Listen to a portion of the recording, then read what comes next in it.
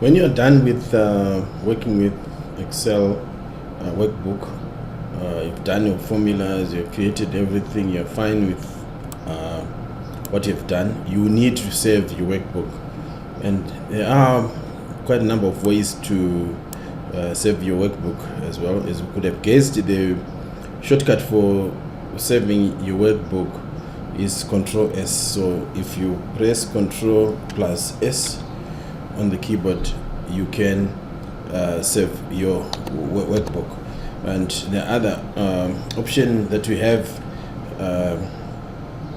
to save your workbook is to go to File, and if you go to File, you can click on Save, and then you can choose the place where you want to save your workbook.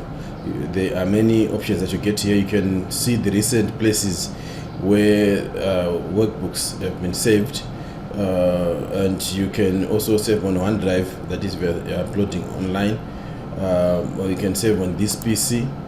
You can browse to see where you want to save your workbook, and you'll be asked to give a name to your workbook, and then after that you click Save and your workbook will be saved. As you can see now, it's actually a book 3. It has been saved. So looking that we have, after saving your workbook, you can always open it using the File and Open command, like going to File, then you click Open here, and you will see all the saved workbooks, and you can see that our book 3 is now showing here and showing that it has been saved today.